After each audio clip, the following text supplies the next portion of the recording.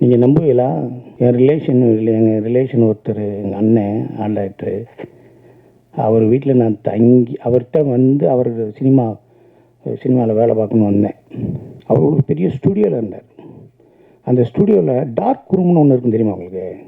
அந்த நெகட்டிவ் எல்லாம் போட்டு கழுவாங்கள்ல, சோடியம் தயோசல்ஃபேட்லாம் போட்டு கழுவி ஃபோட்டோவெல்லாம் அப்படி இப்படி மாட்டி வச்சுருப்பாங்கள்ல, அந்த ரூமில் லைட்டே போடக்கூடாது, ஒரே ஒரு ரெட் லைட் மட்டும்தான் இருக்கும். அந்த ரூமில் நான் 6 மாதம் தங்கியிருக்கேன். அந்த ரூமில் நான் 6 மாதம் தங்கியிருக்கேன். எப்போ போவேன் தெரியுமா உங்களுக்கு? 10 மணிக்கு ஸ்டுடியோ அடைச்ச உடனே நான் போய் படுப்பேன். ஸ்டுடியோ ஆரம்பித்து வேலைக்கு வர்றதுக்குள்ளே நான் கிளம்பி போயிடுவேன். உள்ளே லைட் இருக்கா, பேஸ்ட் இருக்கா, ப்ரெஸ் இருக்கா, சட்டை எங்கே துவச்சி போடுறது எதுவுமே தெரியாது, இருட்டாக இருக்கும். அங்கே தங்கியிருக்கேன் நான், அயனவரத்தில், மடிப்பாக்கத்தில். சுதந்திரத்துக்காக போராட வந்தேன். சினிமா எனக்கு வேணும்ல, அதுக்காகத்தான் நான் வந்தேன்.